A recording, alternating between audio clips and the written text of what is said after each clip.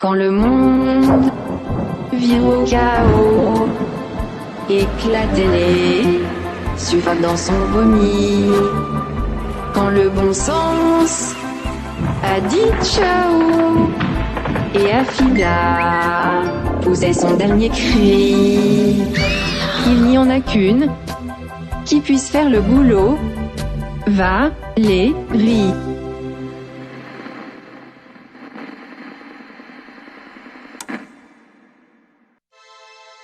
KO ici KO, pour cette 9e émission, on retourne en Belgique, à Bruxelles, au Festival du Bif avec notre correspondant Alan. Bonsoir, vous êtes sur KO TV. Là, le Bif vient de débuter et on est parti pour plus de 2 semaines de films, d'agape et de folie.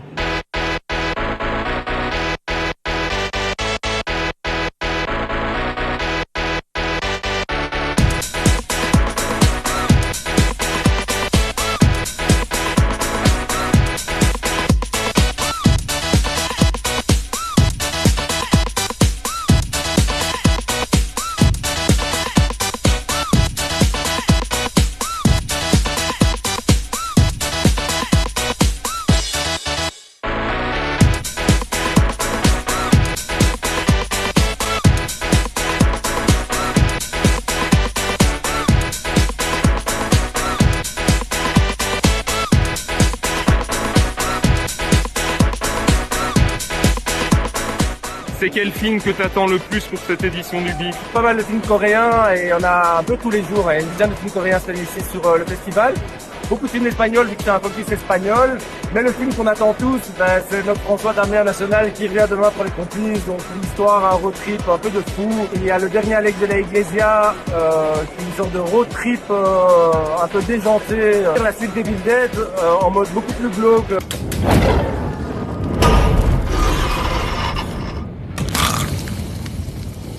What's up, sis? Mesdames et messieurs, ladies and gentlemen, bonsoir et bienvenue à la 41e édition.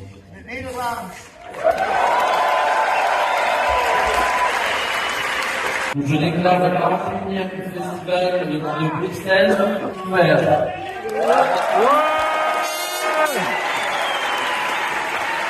Cet après-midi, j'ai vu One Pearl Center, le nouveau film de Yudai Yamaguchi, et honnêtement, ça a été une très bonne surprise. C'est pas que j'en doutais, mais les combats étaient admirablement chorégraphiés. Et puis surtout, l'acteur principal, Tak Sakaguchi, il vieillit très très bien, le bâtard.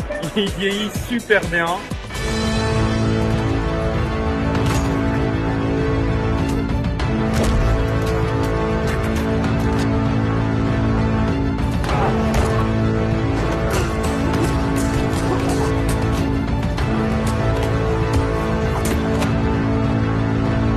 Définitivement à voir, c'est le retour en forme de Yudai Yamaguchi, qu'on connaît déjà surtout pour l'excellent Meatball Machine, mais aussi pour Battlefield Baseball par exemple. Et là, il était un peu dans une plus petite forme ces derniers temps, en tout cas moi je trouve personnellement. Et là, il nous revient en forme.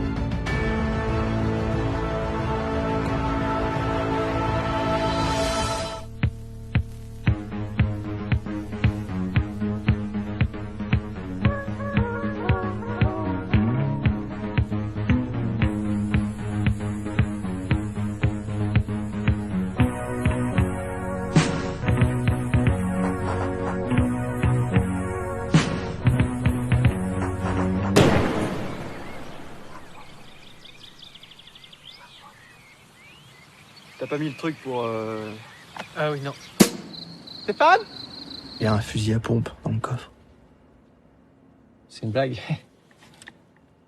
Stéphane est un film assez remarquable, je trouve, et qui est particulièrement jouissif à voir d'une façon collective, comme on peut l'expérimenter au Bif, parce que c'est un film, je pense, qui est entre l'hystérie comique par moment et le malaise, et ce mélange-là fonctionne vraiment très très bien, et c'est rare d'avoir des films qui mélangent aussi bien ces deux styles-là.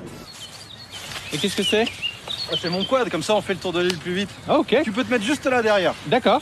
Je trouve que la performance d'acteur de Lucas, cher Lucas, est magistrale en tant que Stéphane, parce qu'il arrive vraiment à la fois à être justement dans ce qu'ils disent de cringe comedy, pour reprendre des termes de Poulpe, et être dans quelque chose de malaisant où on ne sait pas trop comment se situer par rapport au personnage.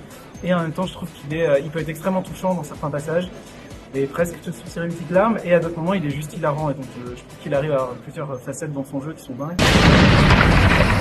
Stéphane, il est incroyable. Il croit en moi, quoi. Il croit en ma vision, il croit en mes talents. Je crois qu'il y a du potentiel. J'ai décidé que j'allais faire son film. Un grand film de guerre. On est vachement isolés là. Ah non, là tu peux crier, on te prend pas chier. Hein. Vas-y, crie à l'aide, crie. À l'aide. Ouais, encore. À l'aide. Personne viendra. Hein. Pour nous, on est un peu habitué à décortiquer les films, mais on sentait derrière que ce qui peut passer pour quelque chose de tout à fait naturel, pris au vol, l'est pas du tout. Et donc là, une fois de plus, bravo les gars, parce que franchement, moi, je me suis poilé à fond. J'ai été effectivement gêné à certains moments. Plein de questions tout le long du film. On va où? Qu'est-ce qui se passe? Comment est-ce qu'ils vont bien pouvoir terminer ce truc?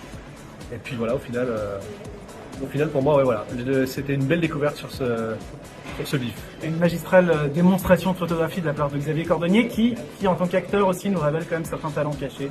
Donc un gros big up à Xavier Cordonnier.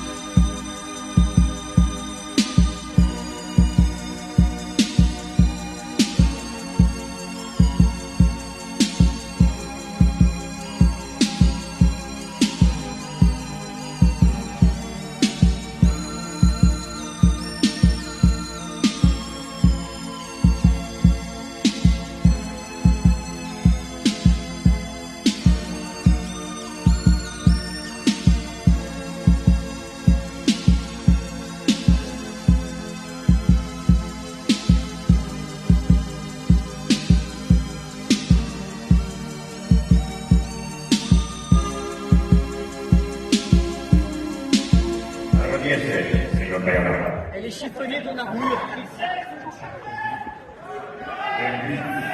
Lo nombra caballero del amor y del pueblo. Caballero maestro. First of all, thank you, Russell. I've been going to geography festival since I was 16. The first time I went to a geography festival was in Sitges to watch Army of Darkness. I just texted Sam Raimi to tell him that I was going to watch his film tonight. I'm so excited to watch that film. So I'm going to be there, I'm going to be here watching the film, enjoying the film with all of you, which is the best audience in the world to watch a movie like that. I need you to sing with me. So all of you need to do this. Pam, pam, pam, pam, pam, pam, pam, pam, pam, pam, pam, pam, pam.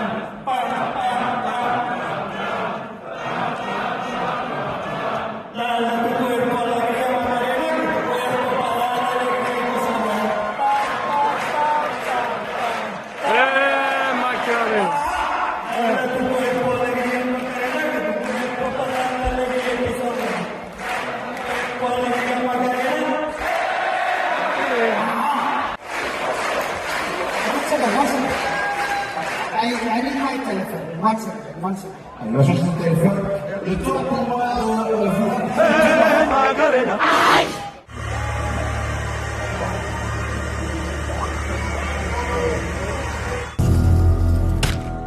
I had the most beautiful dream.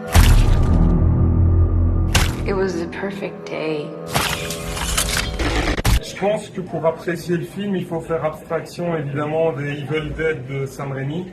Si on envisage le film comme un film d'horreur classique, mais vraiment en mettant de côté la saga Evil Dead, je pense qu'on peut apprécier le film. Parce qu'il est assez généreux en séquences gore. Le moins qu'on puisse dire. Il est pas mal cruel aussi, tout le monde en prend un peu pour son grade dans le film. La mère, les enfants, la famille, personne n'est épargné. And all I could think about was how much I wanted to cut you all open and then climb inside your bodies. Par contre, oui, Bruce Campbell nous manque quand même. Oui, ça oui, Bruce nous manque, même si sans spoiler, un des personnages du film prend bien le flambeau à coups de tronçonneuse et carabine. On voit quand même le gros clin d'œil qui est là. Mais effectivement, je déplore personnellement un manque cruel d'humour. Mais comme tu l'as dit, il faut, mais ça c'est le vieux schnock qui parle et qui a grandi avec les films de Sam Raimi. Comme tu l'as dit, il faut pouvoir faire abstraction des anciens pour l'apprécier. Et si on fait ça, c'est du bon. Mais je ne peux m'empêcher de repenser au premier et au deuxième qui avaient énormément d'humour. C'est vrai que ça manque un peu d'humour quand même. Ce qui manquait déjà dans le remake précédent de Fede Alvarez, qui était pas mal en son genre, mais tout à fait détourné. Oui, qui était très, très premier degré. C'est le petit bémol que j'aurais ici. Et alors tu as sûrement noté quand même qu'il fait, justement sans doute pour les vieux schnocks comme nous, pour nous faire un peu plaisir, il nous refait carrément une séquence je pense que c'était dans le premier ou dans le deuxième, la séquence de l'œil, la séquence du gobage d'œil, il nous l'a fait, c'était rigolo. Ah zut, j'ai spoilé, désolé. Est-ce que ce serait un hommage à Shining aussi ou un Oui, le coup de l'ascenseur, effectivement, c'est flagrant. Oui, c'est même très flagrant, j'y ai pensé aussi. Il y a encore plus de sang que dans Shining. Peut-être encore plus. Ben, c'est à se demander combien de litres de sang ont-ils utilisé. Si tu te souviens, quand Aja a fait son piranha, il avait dit qu'il a utilisé, je ne sais pas, il me semble qu'il avait parlé de 2000 litres. Alors, dans le film qui est passé hier, le film coréen, là, apparemment, le réalisateur dit qu'il en a utilisé 2500 litres. Est-ce que ça deviendrait un argument de vente, un argument marketing? Voilà, parce qu'ici, dans le genre, ils se défendent pas mal non plus. So that we could stay one happy family.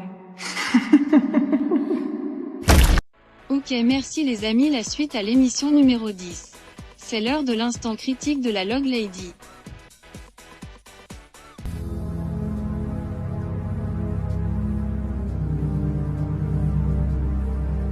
Hello, coucou, de petites vidéos. Je fais mon cinéma pour parler cinéma. Je sors du cinéma et je tente une vidéo en plein air au petit bistrot du coin où je vais prendre mon café. Alors j'ai vu aujourd'hui Les Trois Mousquetaires. Et j'ai quand même patienté pendant une heure. Vous allez comprendre que je n'ai pas du tout aimé ce film pour plein de raisons. Tout d'abord, bon ok, il y a du décor, il y a des costumes, mais il y a aussi de la lumière tamisée. Donc on voit que dalle, ou alors ça se passe le matin, on voit pas grand chose. Donc moi je veux bien, mais enfin voir des images, un film où il faut écarquiller les yeux pour voir les personnages et l'expression des visages, bah c'est pas ma tasse de thé. L'histoire m'a pas du tout accroché. Pour Les Trois Mousquetaires, moi j'en étais resté à la version de 1963 que j'avais adoré parce qu'il y avait de l'humour, et là j'ai pas trouvé qu'il y avait de l'humour. J'ai pas trouvé non plus des acteurs exceptionnels. Il n'y a rien qui m'a plu. C'est pour ça que j'ai préféré partir, parce que vraiment je m'ennuyais quoi. Je m'ennuyais, je suis pas né pour souffrir. Je suis pas venu ici pour souffrir, ok? Une chose est sûre, c'est que je n'irai pas voir le tome 2 ni le tome 3. Je comprends pas pourquoi tout le monde encense ce film. Je pige pas. Je vois pas ce que c'est d'extraordinaire. Bon, enfin de toute manière, c'est un film que j'ai pas aimé, donc je trouve rien de bien. Bon, c'est pas grave. Je voulais voir, j'ai vu. Et ben, ça n'est que mon avis. Voilà, ben, j'espère que vous êtes tous en pleine forme. Et je vous dis salut, à la prochaine pour parler cinéma.